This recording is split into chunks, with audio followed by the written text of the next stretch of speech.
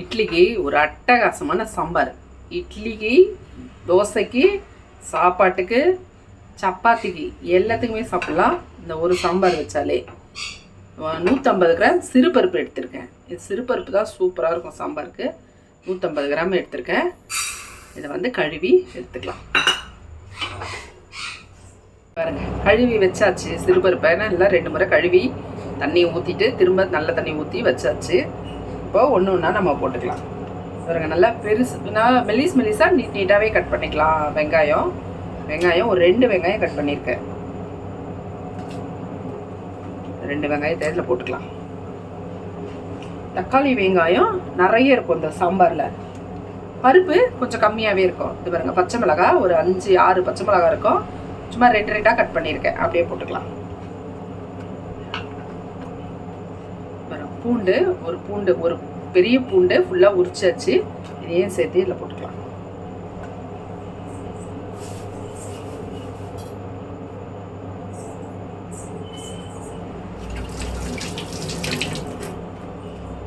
தக்காளி நல்லா ஒரு 3 தக்காளி நல்லா பழுத்த தக்காளியாக எடுத்துங்க. இந்த சாம்பாருக்கு வந்து நம்ம புளி சேர்க்க மாட்டோம். அதனால தக்காளி வந்து கொஞ்சம் எக்ஸ்ட்ராவே போடுங்க, நல்லாயிருக்கும். நம்ம வெங்காயம் 2 தான் போட்டிருக்கோம். ஆனால் தக்காளி பார்த்தீங்கன்னா 3 போடுறோம். 3 தக்காளி இதையுமே வந்து நீட்டாக கட் பண்ணி போட்டுக்கலாம்.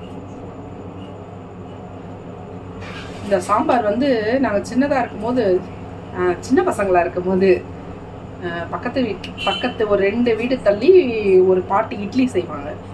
இட்லி, தோசை, ஆப்பம், குழி பணியாரம் எல்லாமே.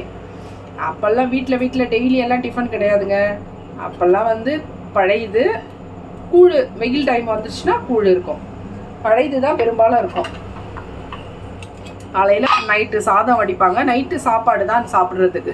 நைட்டு சாப்பிட்ட மீதி சாதத்தில் தண்ணி ஊற்றி வைப்பாங்க. காலையில் அதை சாப்பிடுவோம். தெருவுக்கு ஒரு 2 இட்லி பாட்டி இருப்பாங்க. அவங்க செய்கிற இட்லி, தோசை தான். தோசை பெரும்பாலும் சாப்பிட மாட்டோம். இட்லி, ஆப்பம் இது 2 தான் சாப்பிடுவோம். அவங்க வைப்பாங்க பாருங்கள் சாம்பார்.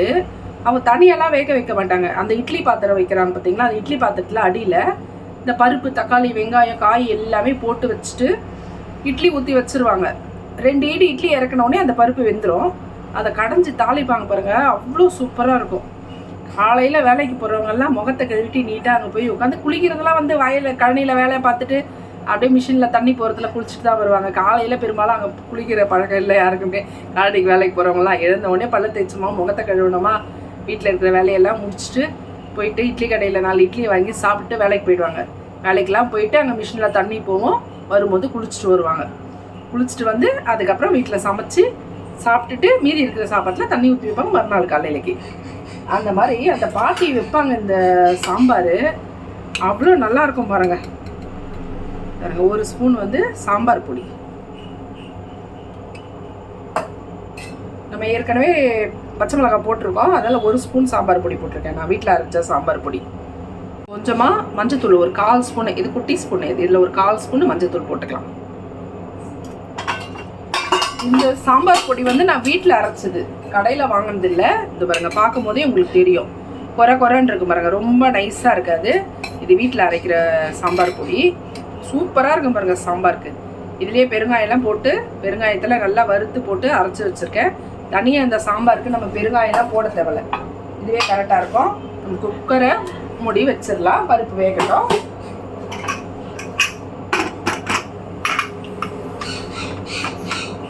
விசிலை எடுத்து விட்டுருங்க. இதுலேருந்து ஆவி வந்த பிறகு விசில் போடுங்க. ஏன்னா எப்போது அடைப்பு இருந்துச்சுன்னு வச்சிங்களேன், முன்னாடியே நம்ம விசிலை போட்டு வச்சிட்டோம், அதில் இருக்கிற அடைப்பு தெரியாமல் வெடிச்சிடும். எனக்கே ஒரு 2 முறை வெடிச்சிருக்கு அந்த மாதிரி. நான் அப்போ சமையல் கற்றுக்கும் போது அப்போ வெடிச்சிருக்கு ஒரு 2 முறை. அதனால் ஜஸ்ட்டு மிஸ்ஸில் தப்பிச்சேன் நான் அப்போல்லாம். ஆவி வந்த பிறகு விசில் போடுங்க. 2 விசிலுக்கு மேலே அதை போட வேணாம். 2 விசில் போட்டாலே கரெக்டாக இருந்தது பாருங்க. நான் அடுப்பு ஆஃப் பண்ணிட்டேன். 2 விசில் போட்டு உடனே நம்ம ஓப்பன் பண்ணிடலாம். கொஞ்சம் தண்ணி வருது, அதனால் கொஞ்சம் மேலே கொஞ்சம் தண்ணி ஊற்றிட்டு ஓப்பன் பண்ணிக்கலாம். 2 விசில் போதும். ஆனால் நம்ம சிறுபருப்பு வந்து ரொம்ப விசில் ஆஃப் பண்ணிவிட்டு அப்படியே விட்டோன்னு வச்சுங்களேன், குழன்னு ஆகிடும். அப்படி இருக்கக்கூடாது. அந்த பருப்பு வந்து கொஞ்சம் சாப்பிடும் போது சாம்பாரில் தென்படணும் அந்த சிறுபருப்பு. அப்போ தான் சாம்பார் நல்லாயிருக்கும். இப்போ நம்ம குக்கரை ஓப்பன் பண்ணிவிட்டு காட்டுறேன். பருப்பு ஓப்பன் பண்ணியாச்சு. இது பாருங்க, இது எப்படி இருக்குது பாருங்கள், குழையாது பருப்பு. அப்படியே நம்ம மத்து போட்டு கரையும் போது கொஞ்சம் அங்கங்கே இருக்கும்.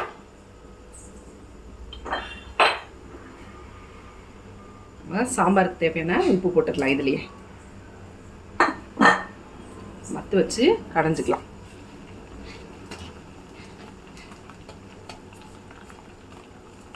ரொம்ப குழன்னு கடையக்கூடாது.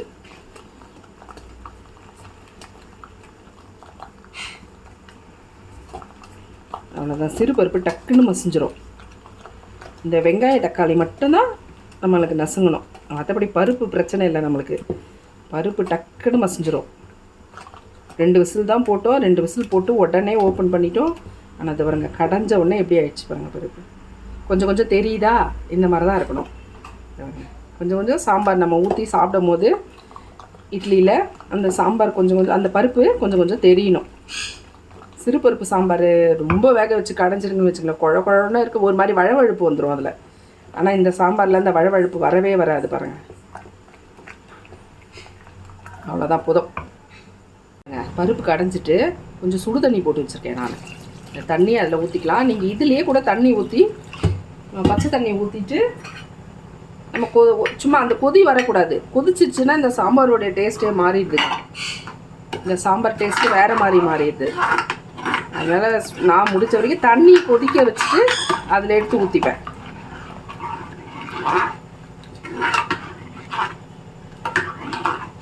தோசைக்குன்னா கொஞ்சம் திக்காக, கொஞ்சம் தண்ணியாக வச்சுக்கலாம். இட்லிக்குன்னா கொஞ்சம் திக்காக வச்சுக்கலாம். நம்ம உப்பு போட்டுட்ருக்கோம். உப்பு சரியாக இருக்கான்னு பார்த்துட்டு தாளிச்சிக்கலாம். அவ்வளோதாங்க. இப்படி தாங்க வைப்பாங்க அவங்க.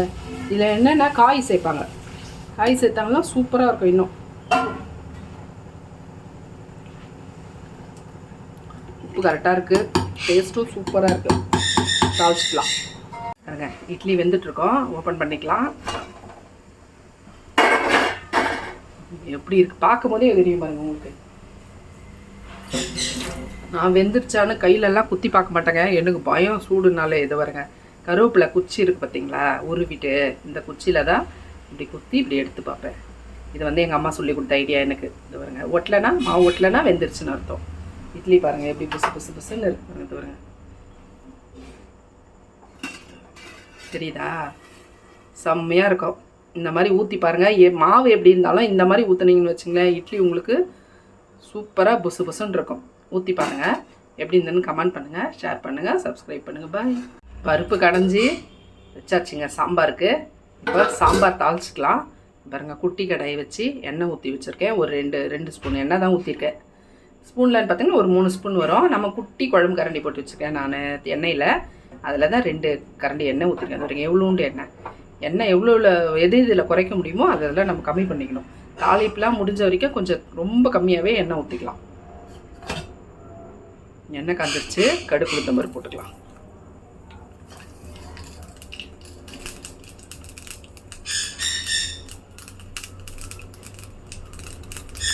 கடுகு பொரிஞ்சுட்டு இருக்கு பாருங்க. இப்போவே கொஞ்சமாக வெந்தயம்,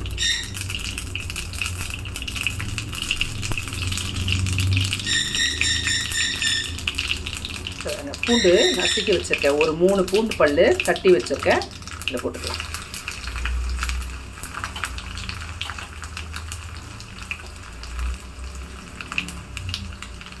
பூண்டு கொஞ்சம் செவந்து வாசனை வரும் பாருங்கள், நல்ல வாசனை வரும். இது பாருங்கள், இப்போ நல்ல வாசனை வருது.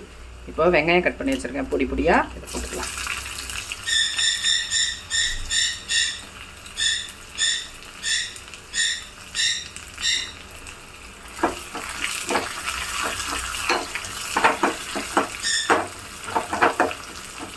நம்ம வீட்டில் ஒரு ஆள் கத்திக்கிட்டே இருக்காங்க போலங்க, பசி எடுத்துக்கிச்சு அவங்களுக்கு.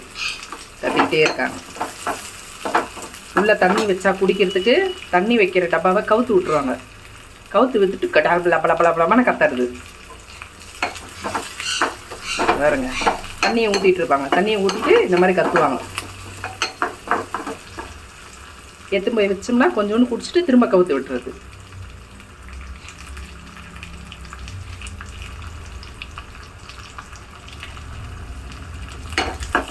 வெங்காயத்தை நல்லா நம்ம சாம்பாருக்கு அந்த தாளிப்பே நல்லா வாசனை கொடுக்கும். நல்லா இந்த மாதிரி நல்லா வதக்கி தாளிச்சோன்னு வைங்களேன், நல்லா வாசனையாக கம்மன்னு இருக்கும் சாம்பார்.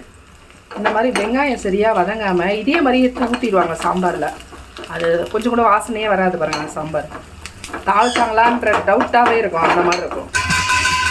வெங்காயமும் பூண்டும் நல்லா வதங்குச்சுன்னா தான் நல்லா அந்த வாசனை வரும். நம்ம வடகம் பாருங்கள், வடகம் வாசனை வரும் பார்த்தீங்களா தாளித்தோம்னா, அந்த மாதிரி இருக்கும் இந்த வாசனை. இதே மாதிரி நீங்கள் தாளிச்சிங்கன்னா வடகம் வாசனை அப்படியே வரும். வடகெல்லாம் இன்னும் போட ஸ்டார்ட் பண்ணவே இல்லைங்க. இன்னும் கொஞ்சமாவது போட்டு வச்சுக்கணும் வீட்டுக்காவது. நம்ம கடைக்கெல்லாம் சேர்த்து போடுவேன்.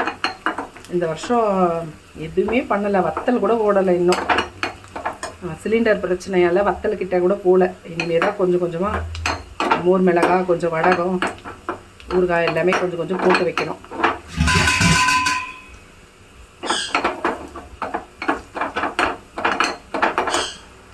நல்லா சவந்துருச்சு பாருங்கள். இப்போ கருவேப்பிலை அலசி வச்சுருக்கேன். கருவேப்பிலை போட்டுக்கலாம்.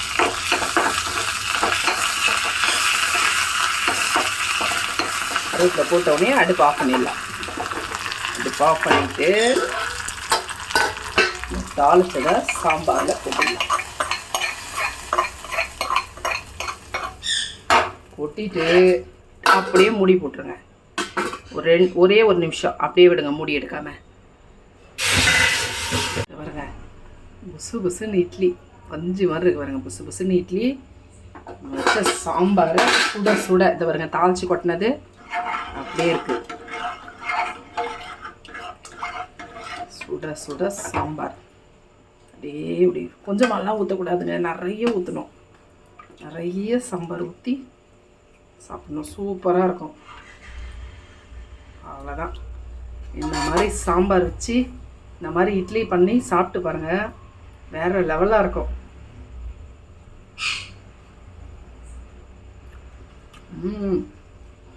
செம்மையாக இருக்குது.